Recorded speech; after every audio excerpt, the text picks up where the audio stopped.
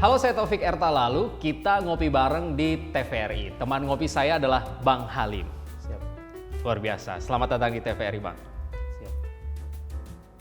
Bagaimana kabarnya? Alhamdulillah. Alhamdulillah. Sehat dan semangat sekali ya. Harus spirit tetap dijaga. Spiritnya tetap dijaga. Bagaimana rasanya bisa bawa pulang emas banyak? 3 kali berturut-turut PON bawa emas ya? Ya, tentunya kalau kami pelaku di lapangan ya, masalah meraih sesuatu itu, apalagi dengan yang namanya jerih payah ya, pasti sangat bangga, senang.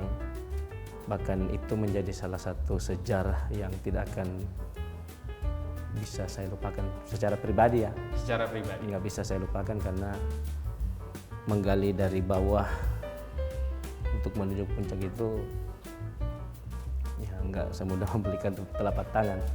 Nah sekarang ini kan kami juga masih persiapan PON di Medan Aceh.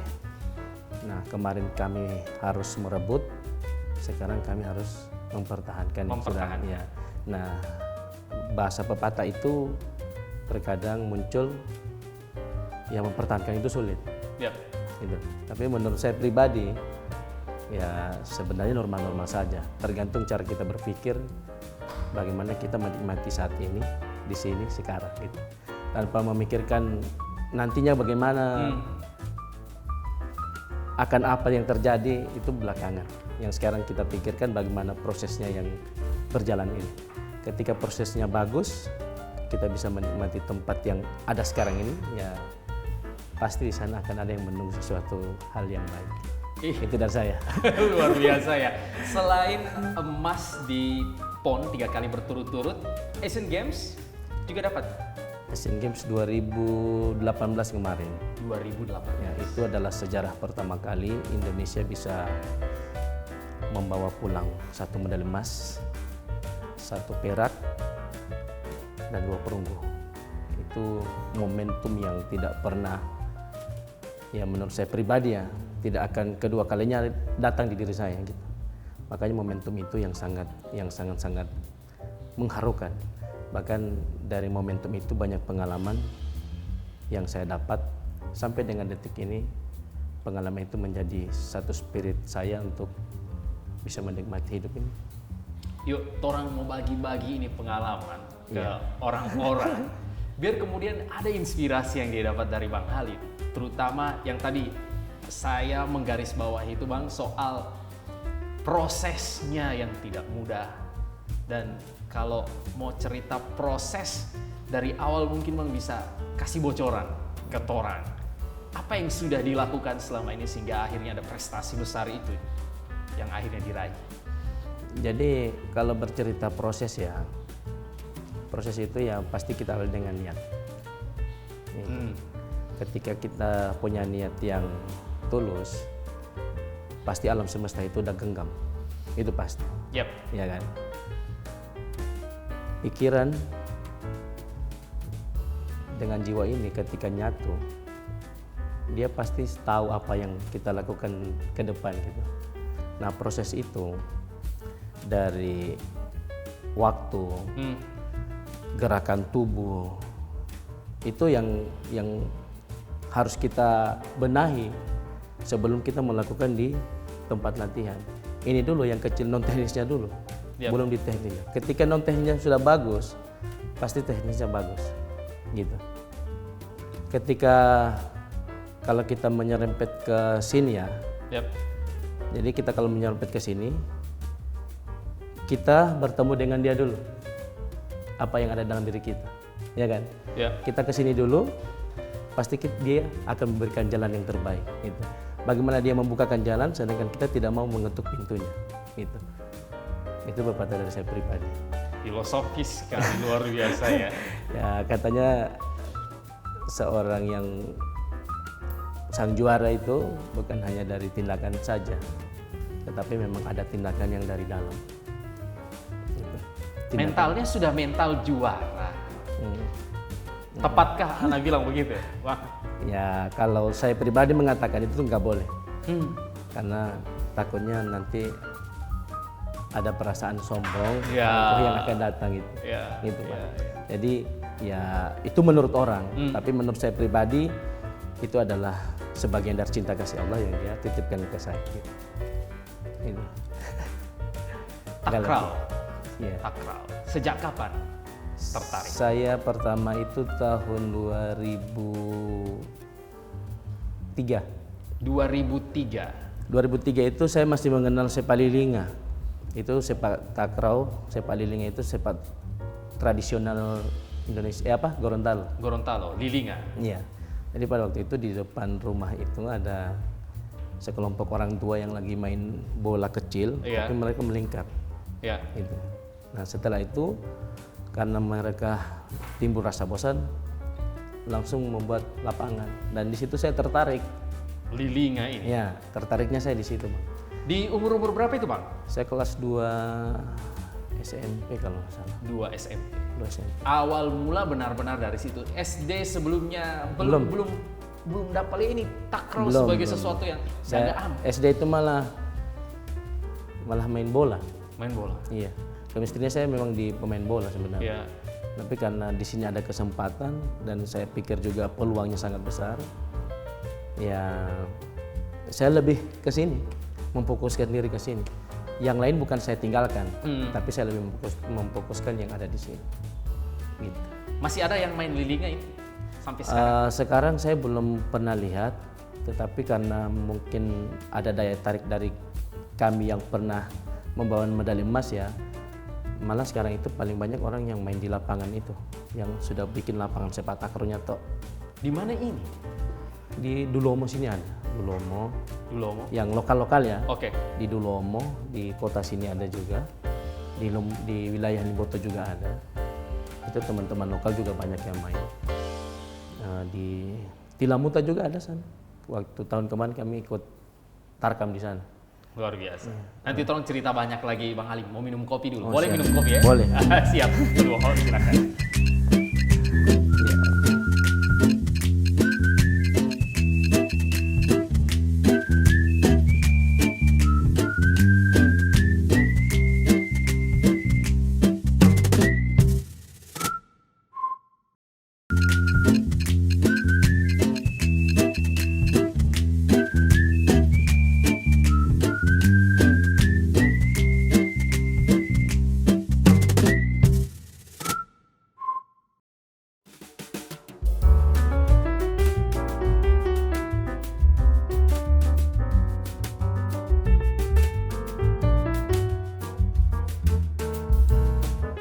Teman kopi, saya masih minum kopi dengan Bang Halim. Positif sekali, energinya terasa sekali begitu ya. Saya masih ingin mengulang, mohon izin ini Bang. Mental juara itu terasa sekali. Proses membangun mental yang tadi Bang Halim bilang ternyata yang non teknis itu penting. Saya juga penasaran, barangkali ada orang di luar sana tekniknya gagah, cuma mentalnya yang tidak mental juara. Kira-kira boleh bilang gitu. Iya. Apa yang harus dorang mau bikin agar bisa jaga yang non teknis tadi?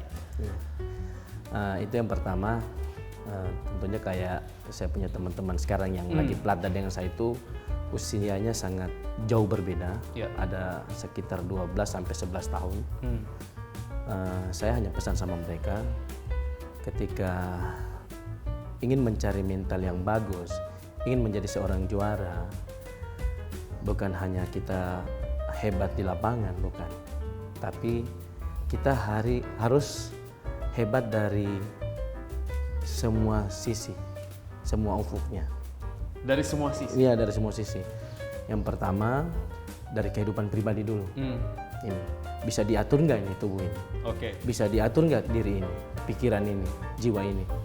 Ketika ini bisa diatur, semua pasti bisa diatur. Dari waktu tidur, yang istirahat ya, jam latihan, terus dengan ketemu dengan orang-orang yang di semesta ini, itu pasti akan terkombinasi dengan hal-hal yang positif yang akan membawa kita ke itu, ujung-ujungnya juara. Kita latihan itu sudah otomatisasi, Bang. Jadi kita latihan itu sudah tiap hari melakukan teknik, taktik. Ya kita hebat, pasti hebat. tetapi belum sehebat yang di sini di dalam. Iya. Gitu. Makanya saya sering katakan ke mereka, coba belajar hidup itu di sini, saat ini, sekarang. Ketika kita lagi latihan ya fokuskan pikiran, tubuh, jiwa di sini. Gitu. Biar apa yang kita lakukan menyatu dengan semesta, bisa menyatu dengan jiwa. Itu.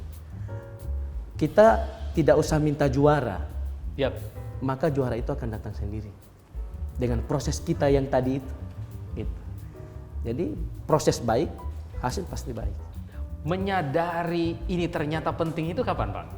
Saya menyadari ini di saat saya di Asian Games. Di Asian Games. Asian Games. Saya sudah mulai merasakan sesuatu hal yang menurut saya itu aneh. Oke, aneh bagaimana ini? Aneh. Anehnya itu saya kayak orang gila. Yap. Gilanya itu ya gitu, kayak orang tidak normal, Tetapi saya sambil kesini mencari, oh ternyata ini tujuannya. Mohon maaf ya, ini agak menyerempet ke sini ya. Oke. Nggak apa-apa ya. Jadi ceritakan, Bang. Jadi di Asian Games itu saya kayak ada chemistry yang datang, itu menurut saya negatif. Tetapi ketika saya kesini, ternyata itu pun tidak lain adalah bentuk dari diri saya juga sendiri. Gitu. Maka saya terus berproses, terus belajar. Maka saya ketika saya bertemu, oh ternyata saya ini dibelajarkan harus tidak boleh punya sisi berpikir dualitas. Suka tidak suka. Harus satu ya? Harus satu. Kamu nggak suka, ya terima saja. Kamu suka, ya sudah terima saja. Kembali ke normal. Gitu. Kayak kita membuat lingkaran dari titik awal, kita melingkar, ya kembali ke titik awal gitu. Luar biasa, ini jadi sesuatu yang menarik yang harus digarisbawahi, penting untuk setiap atlet. Nah, orang juga penasaran Bang Alim, sepak terjangnya di takraw, karirnya dari awal sampai dengan saat ini ada di posisi ini, boleh cerita?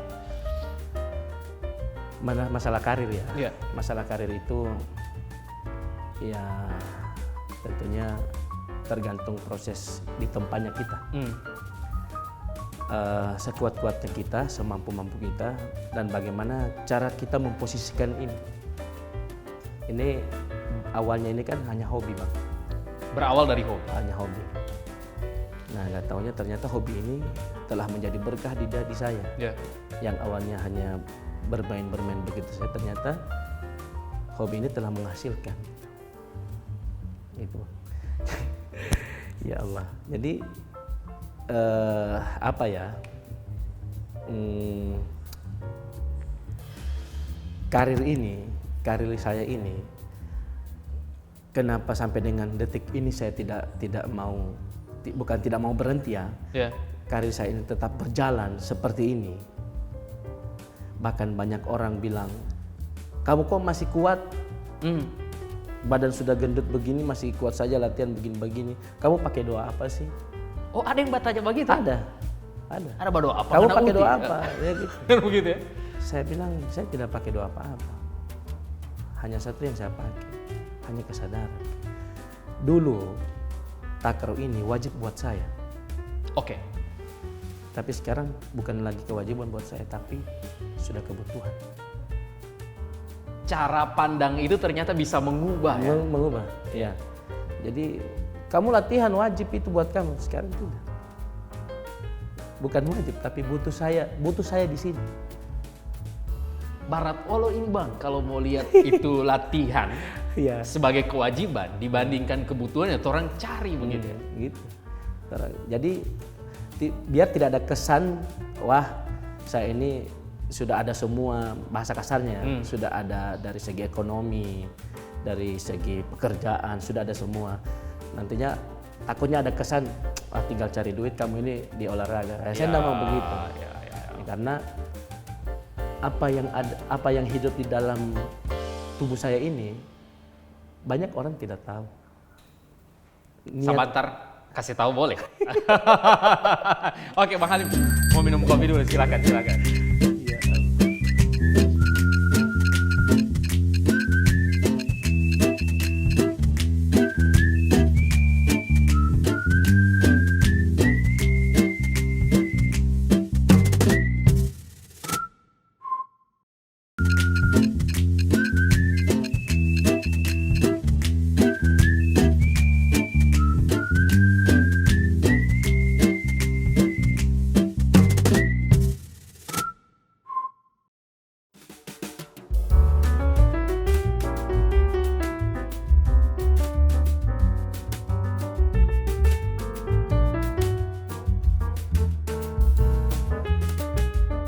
Saya masih minum kopi dengan Bang Halim. Bang, selalu saja ada momen yang istimewa, kondisi-kondisi tertentu yang itu jadi batu loncatan, yang bikin orang bersemangat sekali untuk tetap berada di titik ini, dalam hal ini di Takraw. Di kejuaraan tertentu, apa titik awalnya? Ya, di kejuaraan awal saya ikuti ya, yang prestasi pertama yang saya dapat itu di kelas pelajar. Kelas pelajar, Popnas. Awalnya di Popnas ya, terus ada kejuaraan-kejuaraan pelajar juga yang lainnya. Nah, di situ langkah awal kami. Langkah awal kami itu di pelajar kami masih dapat meraih medali perunggu. Itu yang pertama. Nah, dari proses itu banyak pembelajaran juga. Ya. Padahal dilihat dari segi materi banyak atlet-atlet yang sepadan sebenarnya, tapi ya itu ada kekurangan yang non teknisnya itu yang paling banyak. Catatannya ini Ya. kekurangannya bukan di teknis ya, tapi di non non-teknis, teknisnya. Maka kami perbaiki gitu. Di situ yang awal. Nah, setelah itu kami masuk di senior, kelas senior. Ya. Ada kejuaraan senior. Kejuaraan senior itu, senior junior itu di Palu pada waktu itu. Oke. Di situ titik awal kami pertama masuk final waktu itu di tahun 2009 kalau nggak salah. 2009. Ya. Memuncak ke sini ada prapon di tahun 2011. Prapon 2011 itu kami pertama dapat medali emas. Itu di Palu di prapon. Titik awal kami pertama yang meraih medali emas. Semakin menyala ketika Ya. itu. Karena di situ ada pembelajaran juga besar. Kami tingkatkan lagi pada waktu TC dalam PON. Yap. Dan langkah pertama PON membukakan jalan terbaik lagi untuk Provinsi Gorontalo di cabang olahraga sepak takraw. Ya, di PON itu. Di situ awal pertama kami bisa meraih medali emas. Ya. PON 2012 di Riau. Setelah PON 2012, saya terpanggil di SEA Games. Mohon maaf, saya SEA Games dulu, Bang. SEA Games dulu. Oh, Saya SEA Games dulu. Pada waktu itu saya 2011 terpanggil SEA Games. Saya ikut SEA Games, di situ pertama kali saya juga bisa mendapat runner up, perak, ya. juara 2 pada waktu itu. Di situ titik awalnya saya. Setelah dari situ kami di PON baru bisa membukakan jalan bisa meraih medali emas gitu. Karena dari situ Gorontalo bisa terbuka pintu. Karena dulu ya namanya nasional ya. Ya. Siapa sih Gorontalo gitu kan. Bahkan ketemu orang itu Gorontalo itu Papua ya gitu. Nah, di situ saya punya rasa tersendiri dari dalam bahwasanya kok Gorontalo nggak dikenal. Ya udah, saya rubah cara paradigma yang ada di pikiran ini, saya rubah bagaimana Gorontalo ini bisa dikenal melalui cabang olahraga sepak takraw gitu. Nah, pada waktu itu udah bisa meraih medali emas. Udah di orang-orang pengurus besar di sana sudah mulai terbuka bahwasanya ini Gorontalo ya proyek medali emas kemarin ya gitu. Ketika ini sudah mulai berkembang, berjalannya waktu lagi kami ketemu dengan PON 2016 di Jawa Barat. Alhamdulillah emas lagi. Ya, di Riau kita hanya bisa mendapat 1 emas 1 perunggu. Yap. Di Jawa Barat kita bisa mendapat 2 medali emas, 1 perunggu. Berarti meningkat lagi Iya. dari yang tahun kemarin. Nah, mulai dari sini sampai kami itu dari atlet-atlet dari Gorontalo itu terpanggil di timnas itu ada 5 orang. 5 orang. 6 sama pelatih Bang, pada waktu itu. Jadi disitulah karir kami mulai dilihat, bahkan orang-orang provinsi Gorontalo ini sudah mulai mengenal sepak takraw. Oke. Yang awalnya terlalu awam kan, terlalu ya bahasa kasarnya desa lah. Ya. Tidak banyak yang tahu ya, karena momentum terbesar inilah yang bisa mengangkat sepak takraw sampai dikenal. Sampai dengan sekarang ini sudah mulai mendunia. Bahkan pemain-pemain Eropa pun sekarang sudah mulai belajar gitu. Nah, Lawan terberatnya. lawan terberat kami itu kalau di kelas SEA Games sama Asian Games itu Thailand. yang paling berat Bang. Sebenarnya sama, tapi itu metode latihannya itu sama sebenarnya. Kalau saya kembalikan lagi yang ke sini. Ke sini yang Lagi-lagi aspek non teknis ya. Aspek psikologinya yang saya cari. Kok bisa ya? Kok bisa ya? Apa sih kelebihan mereka? Sampai di tahun 2018 itu kami bisa meraih medali emas itu ya di situ Bang. Jujur. Pada waktu itu saya tidak sebagai pelaku pada waktu itu. Ya. Saya hanya sebagai pemain pengganti pada waktu itu di Asian Games. Teman saya itu yang dari Gorontalo dia udah ngomong, "Lim, kamu siap-siap Lim. Saya ini kayaknya persiapan saya ini udah mulai kurang ini. Saya udah mulai gentar ini." Ya. Saya bilang saya mau pukul kan. Itu bahasa kasar saya. Saya ini sudah capek 3 nomor saya ikut. Udah kamu main saja, saya bantu dari sini. Kamu bantu dengan apa? Udah main saja. Luar biasa. Kalau di nasional Bang, selama pengalamannya di takraw, lawan terberatnya itu ada di daerah mana? Kalau di daerah dulu itu lawan terberatnya itu adalah Jawa Tengah, Jawa Tengah, sama Sulawesi Selatan. Sulawesi Selatan. Untuk sekarang ini semua merata. Merata sekarang.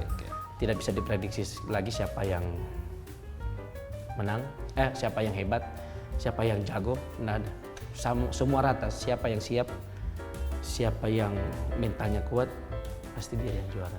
Gitu. Luar biasa. Teman ngopi Bang Halim ini tidak hanya fokus di takraw, tapi berwirausahanya juga jalan. Lagi apa yang ada bikin sekarang ini Bang? Ya, jadi mohon maaf saya juga terinspirasi dari mereka artis ya. Ya. Saya melihat dari sisi luarnya, kok mereka banyak usaha ya. Ya. Nah saya terinspirasi di situ Bang. Loh, mereka saja banyak uang, mau cari usaha lagi. Apalagi saya ketika hanya ada momentum tertentu, saya bisa dapat uang, kenapa saya nggak gunain yang ada syafaatnya gitu. Mending saya bikin usaha lah. Ya, contoh kayak Asian Games kemarin, mohon maaf, bukan pamer ya. Kemarin Asian Games itu saya dapat 1,350 Bang. Ya. Nah di situ saya sudah ngomong ke diri saya, udah saya mau simpan uang, saya mau bangun sesuatu ini. Saya mau bikin kos-kosan lah kata saya. Bahkan saya sudah ngeluarin ke istri saya. Nah pada waktu itu mungkin cara berpikir yang agak agak sempit kita, ada bentrok-bentrok lah. Tapi dengan ego diri sendiri, ya udah kamu marah gak apa-apa. Tapi ini untuk kita semua, anak, kamu sama keluarga-keluarga yang lain. Gitu. Jadi berjalannya waktu, akhirnya berjalan Bang. Sampai dengan detik ini, saya pikir saya masih tetap berproses, meskipun sudah ada yang sudah selesai, tetapi selama saya masih hidup pasti berproses terus. Kecuali napas ini sudah tidak bisa digunakan lagi, sudah diambil lagi, baru saya berhenti. Gitu. Luar biasa. Dengan olahraga bisa menghasilkan usaha. Bang Halim, terima kasih sudah minum kopi sama-sama di TVRI. Sampai jumpa lagi. Teman ngopi, terima kasih. Sampai jumpa.